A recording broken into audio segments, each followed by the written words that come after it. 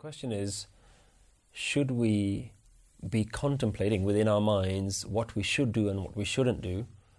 Or should we just let everything go and just let our bodies go, our minds go with whatever direction the universe wants to take it? There are benefits to both ways of thinking. In one way, you could say that if I am to connect with hookum, then I will connect through hookum. I will allow myself to completely just go within a state of hookum. And I will be constantly aware that there is hookum going on. And by meditating on hookum itself, you can lose your ego. You can lose your ego by saying, I will do nothing, but simply be aware of the hookum as it's happening. But Gurbani and the Guru specifically haven't recommended that way, because that way has lots of pitfalls. It is very easy to fall off that path. It's very easy to say, I'm not going to do anything, and in not doing anything, you actually lose your connection with hookum, and you simply just fall back into attachment with the world. And attachment with the world is the opposite of going in hookum. Now you can say that maybe being attached in the world is also hookum. Yes, it is. Yes, it is also hookum. But Guru Nanak has come with a specific path that said that stay within the hookum, but you have to have a practice that allows you to maintain that awareness of hookum.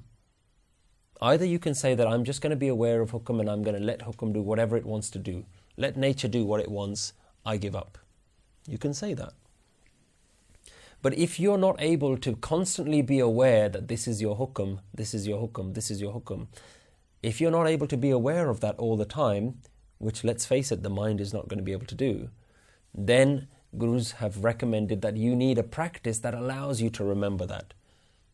So the shoulds and the should nots, what sounds like rules and restrictions, is simply methods of remembering. They are methods to keep you constantly aware. You wake up in the morning, you start. Your rules, your discipline tells you, start meditating. Why? Not because some God in the clouds is going to be happy or is going to be upset with you because you don't do it. Because that is our method of remembering. As you're brushing your teeth, keep it going. As you're in the shower, as you're going to work, as you're talking to your colleagues, keep that awareness going. These are the rules. What is the Guru trying to do? The Guru is simply trying to give you a method that allows you to remember. So, there is the divine hookum, but then there is also the Guru's hookum. And the Guru's hookum is that I can tell you the best way to remember this. I'm not doing it to punish you.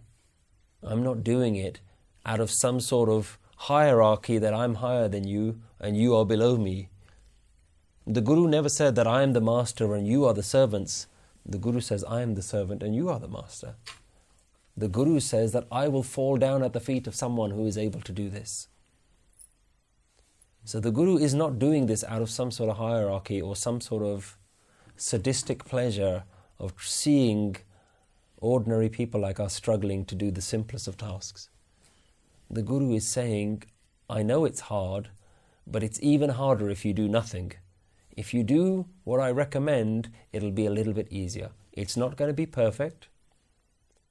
But what is the other way that the Guru recommends? If you're struggling to do it by yourself, go and spend time with other people who are also doing it, because that sangat will keep you going. That will keep your discipline going. So, the do's and the don'ts that we get told within Sikhi are very, very important, because they are your way of connecting. If you're just going to go out and say, I'm just going to live my life to the fullest, and you're going to go and enjoy all the pleasures that the world has to give you, remember, the whole point of this purpose, of this path, is to get away from the world. Not that we run away from the world, but we get away from the attachments to the world. Because in our attachment to the world is where we lose our connection.